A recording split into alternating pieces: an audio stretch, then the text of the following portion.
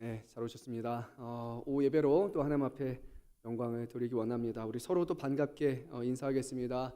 새해 맞이해서 다시 한번 말씀을 은혜 받고 기도로 승리합시다. 우리 한번 이렇게 힘차게 인사하겠습니다. 말씀에 은혜 받고 기도로 승리합시다. 네, 말씀 은혜 받고 기도로 승리하기 바랍니다. 네, 오늘 우리에게 주시는 하나님의 말씀입니다. 오랜만에 마가복음 말씀을 듣고 다시 섭니다. 오늘 말씀의 시작을 보면 한 나병 환자에 대해서 말씀합니다. 그런데 이 사람의 등장하는 이름이 소개되지 않습니다. 성경은 그의 직업으로도 그의 나이로도 그의 가정사로도 그를 소개하지 않습니다. 단 하나의 말로 그를 부릅니다. 나병 환자입니다. 그 말 하나면 그의 인생 전체를 설명하기에 충분했기 때문입니다. 나병 환자라는 것은 단순히 육신의 큰 질병으로 인해 고통받는 것을 의미하지 않습니다. 구약 성경 레위기 13장 14장 말씀에 따르게 되면 나병은 질병이기 전에 부정을 뜻하는 것이었습니다. 그리고 부정이라는 것은 그 당시에 격리를 뜻했고요. 격리는 관계에서 추방이었습니다. 자신의 사랑하는 사람들, 자신의 가족들과 멀리 떨어져서 누구의 눈길도 시선도 닿지 않는 그곳에 홀로 살아가야 되는 것, 이것이 바로 나병 환자가 겪어야 되는 것입니다. 나병 환자는 성전에도 갈 수 없습니다. 나병 환자는 자신의 위로함과 또 자신의 고통의 문제를 해결하기 위해서 사람에게 다가갈 수도 없습니다. 오히려 사람들이 그에게 다가오면 부정하다 자기가 바로 나병 환자라는 것을 소리쳐서 사람들에게 알려야만 했습니다. 그의 고난은 육신의 아픔을 넘어서 그의 존재 자체가 거절당하는 고난, 그것이 바로 나병 환자입니다. 얼마쯤 지나면, 언제쯤 되면 병이 문제가 해결될 수 있을까라는 그런 소망이 없습니다. 나병은 일반적으로 자연스럽게 치유되는 병이 아닙니다. 아마도 대부분의 경우 죽을 때까지 그렇게 격리되어 살아가야 하는 병이 바로 이 나병이었습니다. 끔찍한 병입니다. 그런데 오늘 말씀에 보게 되면 예수님께서 성전 한 곳에서, 회당 한 곳에서 사역하시는 것이 아니라 갈릴리에서 사역을 하기 시작하셨고, 예수님이 이 나병 환자가 있는 근처로 찾아오셨습니다. 그리고 그 자리에 이 나병 환자는 모든 경계를 넘어서 예수님께 한 걸음 더 걸어갔습니다. 사람에게 가면 쫓겨날 수 있습니다. 율법 앞에 서면 정죄를 받을 수 있었고, 심한 경우에는 돌에 맞을 수도 있는 것, 바로 나병 환자가 사람에게 당하는 경우에 발생하는 일입니다. 그럼에도 불구하고 그는 예수님께 다가왔고 예수님 앞에 무릎을 꿇고 간청했습니다. 원하시면 저를 깨끗하게 하실 수 있나이다. 오후 시간에 말씀을 다시 한번 묵상하면서 이 말씀이 너무나 크게 좀 다가왔습니다.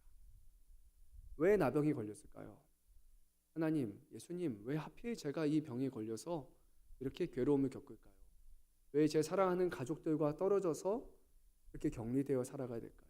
하나님은 왜 저에게 이렇게 어려움을 주셨습니까? 그런 하고 싶은 말들이 분명히 있었을 겁니다. 근데 오늘 말씀에 보면 그런 항변이 없습니다. 어떤 억울함도 없습니다. 왜 항변이 없을까? 왜 억울함이 없을까? 인간적으로 생각하면 딱 하나밖에 없는 것 같아요. 이제는 모든 것도 다 사치에 불과한 거예요. 처음에 고난과 고통을 겪으면 왜 나에게 이런 일이 발생했을까? 내가 뭘 잘못해서 그럴까? 그런 원망도 있겠지만 너무 오랜 시간이 지나면 이제는 원망할 기록도 없습니다. 그런 건 더 이상 중요하지 않아요. 왜 그랬는지, 왜 나인지, 하필 이런 일인지 중요하지 않아요. 그냥 한 가지만 바랄 뿐이에요. 가능성이 있다면, 신랄 같은 가능성이 있다면 제발 이 병에서 나를 취하여 주십시오. 꼭 한 가지일 뿐일 겁니다. 오늘 본문에서 이 나병 환자의 상황이 그랬습니다. 원하시면 저를 깨끗하게 하실 수 있나이다. 또 왜 이 사람은 아무것도 말하지 않습니다. 그가 원하는 것은 예수님의 원하심에 자기 자신을 맡기는 것입니다. 사랑하는 성도 여러분, 우리가 이들과 같은 나병이 없을지라도요, 살아가면서 이와 비슷한 순간을 경험합니다. 사람들 앞에서 위축되는 순간이 있습니다. 사람들 앞에 다가가지 못하고 떳떳하지 못하고 그리고 내 자신을 숨기는 시간이 우리에게 있습니다. 정죄함을 받을까봐, 미움을 받을까봐, 사람 앞에 나아갈 때 오히려 배척당할까봐 나가지 못하는 시간이 있습니다. 그리고 점점 움츠려들고 사회로부터 소외되고 어딘가에 숨어버리는 때가 우리에게 발생하기도 합니다. 모든 일이 잘 되면 사람들 앞에 떳떳하지만 내가 잘못한 게 아님에도 불구하고 어떤 어려움을 겪게 되면 우리 스스로가 위축되는 것이 당연한 거죠. 나병이라는 질병이 아니라 할지라도 그런 어려움을 겪는 것 우리 살다 보면 한두 번 겪는 일이라고 생각이 듭니다. 근데 오늘 말씀에서는 그 자리에 다른 사람이 찾아온 것이 아니라 바로 예수님이 찾아오셨습니다. 그리고 그 나병 환자는 그 예수님 앞에 한 걸음 더 나아갔습니다. 예수님이 과연 그 사람을 어떻게 대하실까요? 오늘 성경은 이렇게 말씀합니다. 예수께서 불쌍히 여기시고 예수께서 긍휼히 여기셨고 라고 말씀을 합니다. 예수님의 긍휼, 예수님이 불쌍히 여기심은 단순히 마음속에 머무는 감정이 아닙니다. 이 긍휼함과 이 불쌍히 여김은 오히려 예수님을 움직입니다. 예수님은요, 멀리서 이렇게 하실 수도 있어요. 거기쯤 머물러 있어. 그러면 내가 너를 위해서 기도하고 내가 너의 병을 낫게 하겠다라고 말씀하실 수도 있습니다. 예수님은요, 충분히 하실 수 있는 분이에요. 그런데 오늘 예수님은 이렇게 말씀합니다. 성경은 이렇게 말씀합니다. 손을 내밀어 그에게 대시며 라고 말씀합니다. 말로만 선언해도 병이 나을 수 있는 이 사람에게 예수님은 그 누구도 만지지 않는 나병 환자의 몸에 손을 대십니다. 나병 환자 생각해 보면요, 오랜 시간 동안 그 누구도 그의 몸에 어느 부위에도 손을 대지 않았을 겁니다. 자기 자신조차도 만지기 두려운 그런 나병이라는 것을 겪고 있었습니다. 더 만지면 더 번질까봐, 더 심해질까봐 자기 자신도 함부로 할 수 없는 그 몸에 아무런 병도 없으신, 흠이 없으신 예수님께서 처음으로 손을 대셨습니다. 얼마나 오랜만에 누군가 자신의 몸에 손을 대었을까요? 얼마나 오랜만에 다른 사람의 체온을 느낄 수 있었을까요? 오늘 예수님은 그의 몸에 손을 대셨습니다. 율법적으로 보면요, 그 나병 걸린 사람의 몸에 손을 대는 순간 그 사람도 부정하게 됩니다. 그 사람에게 부정함이 옮아서 그 사람도 격리되어야 됩니다. 자기에게 나병이 없고 아무런 문제가 없다라고 그것이 명확하게 입증될 때까지 똑같이 격리되어야 하는 거예요. 그런데 놀랍게도 예수님은 그의 부정을 피하시는 분이 아니었습니다. 우리 잘 아는 말씀이잖아요. 성전에서 예배하고 돌아가던 한 사람이 주변에 강도를 만나게 되었죠. 거기서 그가 많이 매맞고 피를 흘려서 죽게 되었죠. 먼저 지나가던 제사장, 그 다음으로 또 지나가던 레위인들, 자신의 몸이 부정하게 될까봐, 그 피와 부정함이 자기의 옮을까봐 사람들은 다 도망을 쳤습니다. 근데 예수님은 그것을 다 하심에도 불구하고 자신의 몸이 부정해지는 것보다 더 중요하게 여기시는 것이 그 사람이 치유함을 받는 것이고 그 사람이 하나님의 긍휼함을 전하는 것이었습니다. 그리고 우리는 물론 압니다. 예수님께서는 그 부정함이 아무런 의미가 없고 그 부정함을 정결함으로 바꾸실 수 있는 분이라는 것을 알지만 그것 위에 예수님께서 보여주셨던 그 행위 자체가 얼마나 놀라운 일인지 그 누구도 감당할 수 없는 놀라운 행위라는 것을 기억해야 합니다. 사랑하는 성도 여러분, 누군가의 부정함, 누군가의 문제에 대해서 우리는 그것을 긍휼하게 여기고 있습니까? 고통당한 사람들을 바라보며 불쌍히 여기고 있습니다. 타인의 문제에 대해서 힘들어하는 것을 당신이 문제라고 생각하고 전혀 공감하지 못하고 전혀 자신의 문제처럼 여기지 않고 긍휼 없이 살아가는 우리가 어찌 하나님의 자녀라고 할 수 있습니까? 예수님께서 보이신 그 긍휼함, 하나님께서 죄인된 우리들을 가만히 내버려 두지 아니하시고 우리를 치유하시고 용서하시고 살리시려고 하셨던 그 하나님의 은혜를 받은 우리라면 우리는 서로 사랑하기에 힘써야 되고 더 나아가서 외로움을 겪는 사람들, 고립당하는 사람들, 부정하다 여김을 당하는 사람들, 자신의 문제로 인해서 신음하는 사람들에게 가장 먼저 다가가서 그것을 만져줄 수 있는 사람이 하나님의 자녀가 되어야지 않겠습니까? 최근 벌써 코로나가 몇 년이 됐습니다. 코로나 시대 때도 한번 말씀을 드렸지만 1세기 당시에 예수님 이후에 사도 바울과 같은 그런 시대를 보게 되면 예수 믿는 사람들이 그다지 세상에서 환대받지 않았습니다. 오히려 유대인으로부터 인해서 이 사람들은 가짜 신을 믿는 사람이라고, 사람의 신으로 믿는 사람이라고 이단시 여김을 받게 됩니다.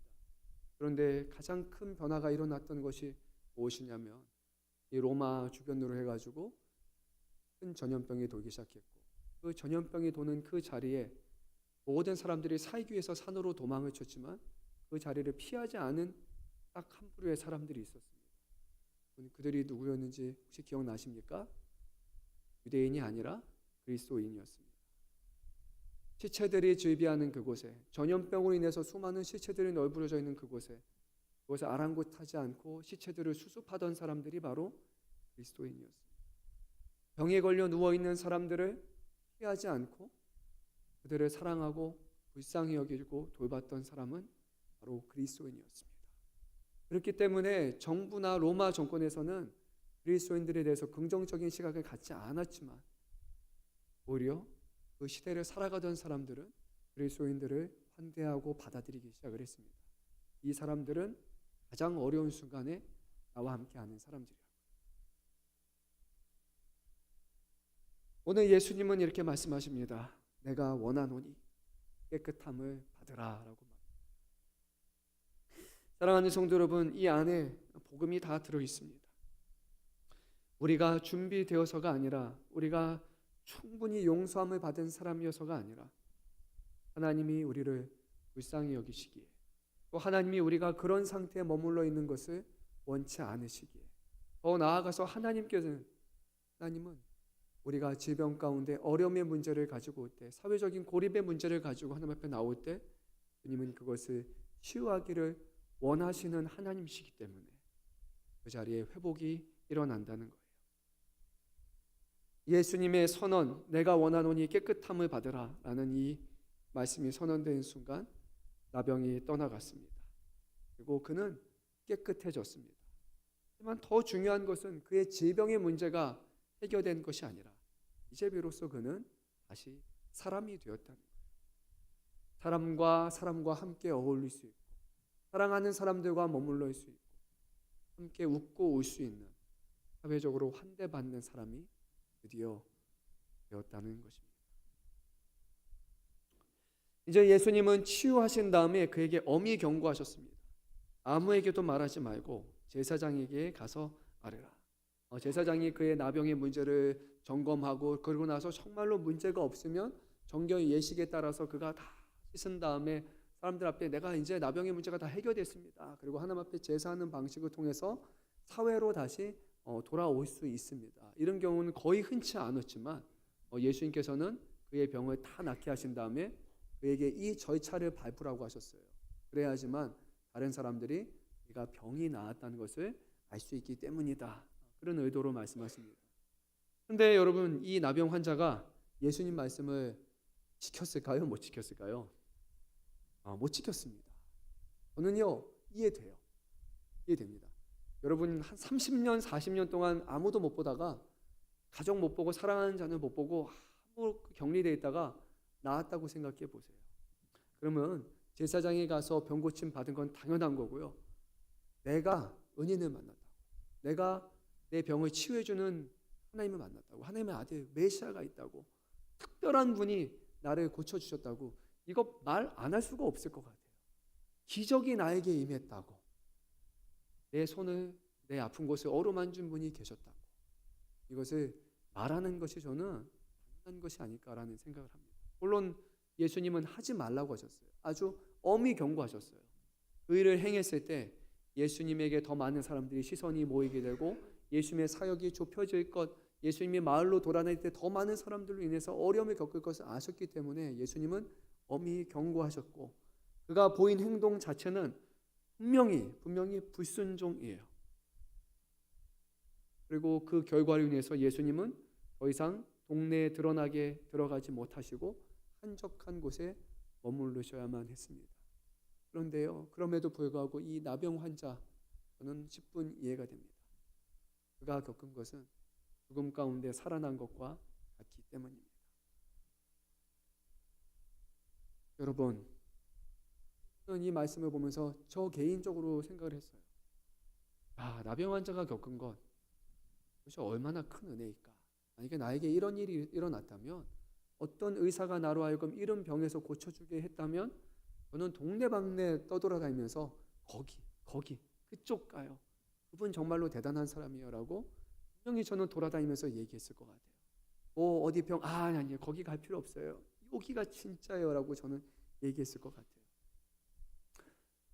우리는 이 나병 환자보다 더 큰 은혜를 받은 사람, 모든 죄와 사망에 대해서 단순히 만져주시고 치유하신 분이 아니라 씻을 수 없는 죄의 문제를 예수님이 자신의 몸에 짊어지시고 십자가 위에 끝까지 가시고 우리의 죄를 피하지 아니하시고 죄의 값을 받아서서 예수님이 죽기까지 하셨다면, 그리고 그 주님이 자기를 믿는 자에게 영생을 주신다는 약속을 하셨다면, 우리가 그 예수님이 행하신 일들을 진짜라고, 정말로 우리가 죄에서 용서함을 받았고 우리가 멸망의 자리에서 구원의 자리요 영생의 자리로 옮겨졌다는 것을 정말로 우리가 믿는 사람이라면, 그것에 감격하는 사람이라면 과연 우리의 입술이 가만히 닫혀 있을 수 있을까 하는 생각을 한번 해봤습니다.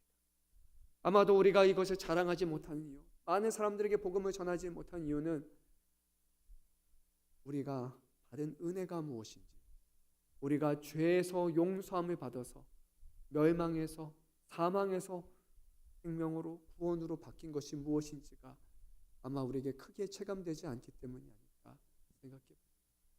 받은 은혜의 크기를 우리는 안다면 우리가 보여야 될 반응은 이 정도의 반응이 아니라 모든 사람들에게 제발 반드시 예수를 믿어야 된다고 우리는 확고하게 날마다 전하기에 힘쓰는 사람이 되어야 하지 않을까 생각합니다. 오히려 예수님이 그만하라, 말하지 마라, 많은 사람들에게 전하지 말고 그냥 조용히 있어라 라는 말 앞에 예수님은 어떻게 그럴 수가 있어요? 주님이 나에게 행하신 게 얼마나 큰 일인데 어떻게 내가 잠잠히 있을 수 있습니까? 그렇게 보여야 되는 것이 내 생각에는 합당한 것인데 저조차도 그러지 못하고 침묵하고 있는 제 자신을 보면서 하나님의 은혜를 아직 제대로 알지 못하는 거예요. 예수님께서 행하신 일들을 내가 아직 마음속 깊이 경험하지 못하고 있구나. 어쩌면 나의 과거 속에서는 이것이 큰 은혜였고 감사함이었지만 이제 이것은 너무 오래돼 버린 복음이고 너무 오래돼 버린 은혜가 되었구나라는 그 생각을 하면서 하나님 앞에 죄송한 마음을 가졌던 것 같습니다. 사랑하는 성도 여러분, 은혜를 받은 사람이라면 그 은혜를 갚는 것이 마땅할 것이고, 우리 주님은 우리에게 생명을 주셨는데 우리에게 생명을 달라고 말씀하지 않습니다. 대신 한 가지만 말씀하십니다. 다른 사람의 생명을 살리는 일에 우리가 함께 일하라고 말씀하십니다. 오늘 성경 말씀을 보게 되면 이 사람이 나아가서 많은 사람들에게 소문을 전했습니다. 그리고 예수님은 이제 한적한 곳에 머무셔야 됐습니다. 근데 여기서 반전이 일어나기 시작합니다. 우리 한번 말씀을 제가 마가복음 1장 45절 말씀 우리 한 목소리로 읽도록 하겠습니다. 그러나 그 사람이 나가서 이 일을 많이 전파하여 널리 퍼지게 하니 그러므로 예수께서 다시는 드러나게 동네에 들어가지 못하시고 오직 바깥 한적한 곳에 계셨으나 사방에서 사람들이 그에게 나아오더라. 아멘. 오늘 말씀의 반전은 이것입니다. 복음이 가로막힌 것처럼 보였지만, 예수님의 사역이 멈춘 것처럼 보였지만 그렇지 않습니다. 이제 사방에서 사람들이 예수께로 나왔습니다. 그 일을 본 사람, 그 일을 경험한 사람의 증언을 통해서 예수가 참되신 분이라는 것을, 하나님의 사람이라는 것을 정확하게 알았기 때문입니다. 사랑하는 성도 여러분, 사람의 불완전함이 하나님의 일을 무너뜨린 적은 단언컨대 한 번도 없습니다. 불순종은 문제이죠. 사람의 죄는 문제입니다. 하나님의 일을 가로막는 것처럼 보입니다. 하지만 하나님의 주권과 하나님의 구원의 능력은 사람의 힘에 의해서 가로막히지 않습니다. 하나님이 첫사람이 죄를 범해서 온 인류가 타락하여서 모두가 죽게 되었지만 그것조차도 하나님의 일을 가로막지 못했습니다. 하나님은 한 명의 아들을 통해서 한 예수 그리스도를 통해서 모든 죽은 자를 살리시는 구원의 능력을 베푸시기 때문입니다. 복음은 사람의 실수보다 강하고 사람의 한계보다 깊습니다. 하나님의 뜻이 있는 곳에서 복음은 반드시 전진합니다. 사랑하는 성도 여러분, 여러분의 상황 가운데 복음을 가로막고 있는 것이 무엇입니까? 복음을 전하는 것에 있어서, 복음을 살아내는 것에 있어서 여러분들을 가로막고 있는 상황이 무엇입니까? 상황이 나병 환자보다 더 중요한 것입니까? 많은 사람들로 인해서 예수님의 사역이 가로막히는 것 같은 오늘 본문의 상황보다 훨씬 더 심한 상황입니까? 아마 그렇지는 않을 겁니다. 그렇다면 우리에게 주어진 어떤 상황도 하나님의 복음을 전하는 일에, 영혼을 살리는 일에, 그것을 살아가는 일에 우리를 가로막을 만한 상황은 되지 않을 것입니다. 그러면 우리가 너무 많이 두려워하고 너무 많이 염려해서 사람들에게 거절당할까 봐, 사람들에게 안 좋은 소리를 들을까 봐 나병 환자처럼 오히려 머뭇머뭇거리는 것이 우리의 모습일 수도 모르겠습니다. 하지만 한 걸음 나아가서 하나님의 도우심을 구할 때 하나님의 역사는 반드시 일어납니다. 우리 하나님은 영혼을 구원하기를 기뻐하시는 하나님이시고 우리 주님은 고통받는 자들을 불쌍히 여기시고 긍휼히 여기시는 하나님의 아들이시기 때문입니다. 사랑하는 성도 여러분, 예수님의 긍휼은 한 사람을 살렸습니다. 그리고 복음은 멈추지 않았습니다. 그리고 오늘 주님은 여전히 고난 가운데 있는 사람들을 먼저 부름받은 교회된 우리를 통해서 부르십니다. 교회는 완벽한 사람들의 모임이 아닙니다. 그리고 우리의 모임과 일어나는 모든 것도 완벽한 것이 아니에요. 한 가지는 분명합니다. 교회는 긍휼을 흘러보내는 곳이라는 거예요. 우리가 능력이 있어서가 아니라 주님이 우리를 통해서 일하시기 때문에 우리는 하나님의 긍휼하심과 우리 주님의 긍휼하심을 구하면서 기대면서 이 자리에 나와 있는 겁니다. 오늘 예배를 마치고 우리가 밖으로 문으로 나가게 되면 우리는 하나님의 일들이 벌어지는 것, 일어나는 것을 구경하는 사람이 아닙니다. 이제 우리는 보내심 받은 교회입니다. 우리가 나병 환자같이 우리가 예수를 만나 구원받은 사람처럼 세상 만민들에게 주님을 증거해야 합니다. 그것이 우리에게 맡기신 사명입니다. 오늘 우리는 분명히 이런 마음을 가지고 살았으면 좋겠어요.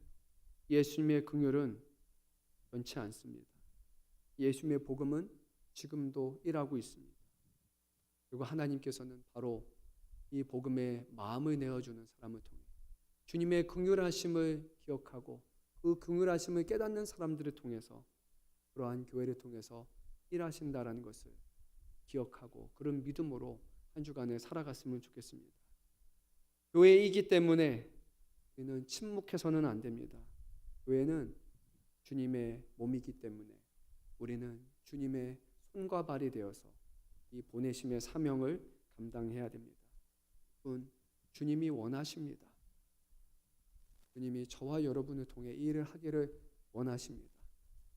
그리고 그 말씀에 순종하는 사람들을 통해 주님은 일하실 것입니다.